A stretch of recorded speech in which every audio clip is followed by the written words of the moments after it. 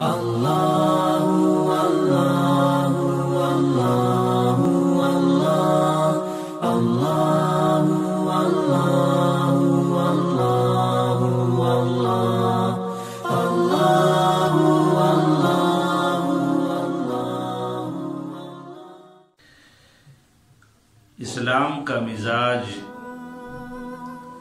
یہ ہے کہ انسان کے اندر دوسروں کی خیر خواہی اور دوسروں کے لیے دل کے اندر چاہت اور بھلائی کا جذبہ ہو. یہ اسلام کا مزاج ہے. بھلائی کا جذبہ، خیر خواہی کا جذبہ اور بھلائی اور خیر خواہی کے جذبے کے ساتھ بلا امتیاز ہر قوم و ملت کی خدمت کرنا اسلام ہر مسلمان کو اس کی تعلیم دیتا ہے اور اس کی درس دیتا ہے، اور ہر اس شخص کی حوصلہ افزائی کرتا ہے جو دوسروں کے کام آتا ہو. لہذا انسان کا امتیاز یہ ہے کہ اس کے اندر اللہ نے تڑپتا ہوا دل رکھا ہے. یہ تڑپتا ہوا دل جب تک دوسروں کے لیے بھلائی اور خیرخواہی کے جذبات سے معمور ہو تو سمجھ لو کہ انسانیت کی تباہی کا وقت ابھی نہیں آیا. اور جب انسان کو صرف اپنی فکر ہو، اپنے کھانے، اپنے پینے، اپنے پہننے، اپنی بینک بیلنس، اپنی ضروریات، اپنی یہ سب کچھ اپنا اپنا اپنا، اور دوسروں کی بھلائی کے جذبات اس کے دل سے نکل جائے تو سمجھ لو کہ معاشرے سے انسانیت بھی رخصت ہوئی، اور پھر اللہ جل شانہ کی طرف سے مختلف قسم کے عذابوں کے دروازے بھی کھلتے ہیں. لہذا بسا اوقات اگر کوئی بندہ مسلمان بھی نہ ہو لیکن اس میں دوسروں کی بھلائی اور خیرخواہی کا جذبہ ہو تو ان کی اس بھلائی اور خیرخواہی کے جذبے کی وجہ سے اور ان کی اس خدمت کی وجہ سے وہ بندہ اللہ کے عذاب سے محفوظ رہتا ہے. یا تو ان میں سخاوت ہے یا ان کے اندر خدمت کا جذبہ ہے. حاتم طائی کا نام سب نے سنا ہوگا. ایک مرتبہ حاتم طائی کے بھائی نے اپنے ماں سے کہا کہ اماں، حاتم طائی میں کیوں نہیں بن سکتا؟ ہم بھی سخاوت کریں گے، لوگوں کو کھانے کے لائیں گے، لوگوں کی کام کریں گے، لوگوں کی خدمتیں کریں گے. تو ان کی اماں کہنے لگی بیٹا تو حاتم نہیں بن سکتا. وہ کہنے لگی ہم ایک ہی ماں باپ کی اولاد ہے، کیوں نہیں بن سکتا؟ ماں فرمانے لگی بات یہ ہے بیٹا، جب حاتم طائی کی دودھ پینے کا زمانہ تھا تو حاتم طائی سارا دن گزر جاتا، چھاتی کے قریب بھی منہ نہ لاتا.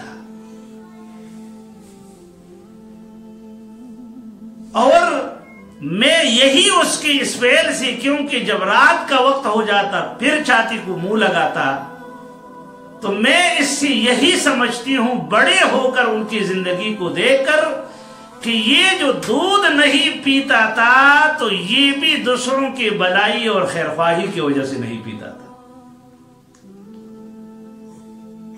کہ شاید کسی اور بچے کو دودھ کی ضرورت ہو وہ پی لے، اور کہا کہ جب تیری باری آئی تو آپ تو کسی کے لیے کوئی چھوڑتی ہی نہیں تھی۔ ان کی بیوی کہتی ہے کہ ایک مرتبہ ہمارے شہر میں گاؤں میں بہت شدید قحط پھیلا، سخت سردیاں ہیں اور پورا کی پورا قصبہ جو ہے وہ بھوکا ہے۔ حاتم طائی کے گھر میں بھی کچھ نہیں ہے، بے چین ہے اور بے چینی کی وجہ سے کبھی ادھر پھر رہا ہے کبھی ادھر پھر رہا ہے۔ رات کا وقت ہے، یک دم کھڑے ہوئے اور کہنے لگے میں آج ضرور لوگوں کو سیر کروں گا۔ تو وہ کہنے لگے کہ ہم حیران ہوئے کہ بیٹا عدی وہ بھی بھوکا ہے، بیٹی صفانہ وہ بھی بھوکی ہے، اور یہ خود بھوکے ہیں، میں بھی بھوکی ہوں، اپنے گھر میں تو کھانے کے لیے کچھ ہے نہیں اور یہ کہتا ہے کہ میں لوگوں کو سیر کروں گا۔ کہنے لگے اپنا خنجر اٹھایا اور ایک ہی گھوڑا اب ان کے گھر میں کھڑا تھا، جا کر اس گھوڑے کو ذبح کر دیا۔ حالانکہ وہ تو تصور نہیں ہو سکتا تھا، کیونکہ گھوڑا تو اس زمانے کے اندر ایک سواری تھی جو مختلف قسم کی ضروریات اور ایک جگہ سے دوسری جگہ جانے کے لیے استعمال ہوتی تھی، لیکن یہ کھڑا ہوا، گھوڑے کو ذبح کیا اور لوگوں کو آواز دی، لوگوں حاتم طائی کے گھر میں آپ کی دعوت ہے۔ لوگ آئے، گھوڑے کو دیکھا، کہا چوریا لے لو، آگ جلاؤ اور خود بھی کھاؤ اور اپنے بچوں کو بھی کھلاؤ۔ اور مجھے کہنے لگے اگر آپ نے اپنے بچوں کو کھلانا ہے تو تم بھی اٹھو اپنے بچوں کو کھلاؤ، اور خود چادر اوڑھ کر بالکل گھر کے ایک کونے میں بیٹھ گئے، لوگوں کو دیکھتے رہے، حتیٰ کہ اس زمین پر ایک ہڈی بھی نہیں بچی۔ سب لوگوں نے پکا کر کھایا اور کہا حاتم طائی نے خود ایک بوٹی بھی نہیں چکھی۔ تو ایک مرتبہ حضور صلی اللہ علیہ وسلم نے ان کے بیٹے حضرت عدی ابن حاتم رضی اللہ عنہ صحابی ہے، ان سے فرمایا اے عدی، اللہ نے تیرے باپ کی سخاوت کی وجہ سے تجھے اسلام کی دولت سے نوازا ہے۔ تو خیر خواہی کا جذبہ اس قدر ہے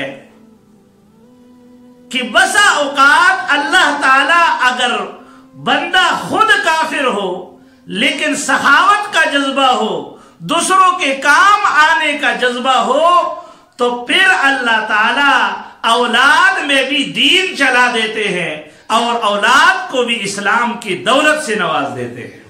اس لیے حضور صلی اللہ علیہ وسلم نے فرمایا خیارکم فی الجاہلیہ خیارکم فی الاسلام، جو جاہلیت میں تم میں بہتر اوصاف کے مالک تھے، اسلام لانے کے بعد بھی یہ لوگ بہتر اوصاف کے مالک بن گئے۔ اس لیے کہ اسلام بہتر اوصاف کی حوصلہ افزائی کرتا ہے، یہ نہیں ہے کہ ان سے روکتا ہے، سخاوت کی حوصلہ افزائی کرتا ہے، خدمت کی حوصلہ افزائی کرتا ہے، دوسروں کی ہر قسم کے خیر کے کاموں میں شریک ہونے کی حوصلہ افزائی کرتا ہے۔ حضور علیہ الصلوۃ والسلام نے فرمایا ایک وقت تھا حضور کو نبوت مل جانے سے پہلے ایک معاہدہ ہوا تھا، اس معاہدے کا نام تھا حلف الفضول۔ حلف الفضول کا مطلب یہ تھا کہ فضل نامی آدمی اس کے اندر اس حلف میں شریک ہوئے تھے، فضل نامی آدمی، اور سب کے سب جو ہے وہ لوگ تھے کہ انہوں نے جتنے بھی فضل نامی لوگ تھے انہوں نے یہ عہد کیا تھا کہ ہم ایک دوسرے کی خیر خواہی کریں گے اور ہم غریبوں کی مدد کریں گے، ظالم کا ہاتھ روکیں گے اور مظلوم کے ساتھ کھڑے ہوں گے اور ان کا تعاون کریں گے اور بے سہاروں کا سہارا بنیں گے۔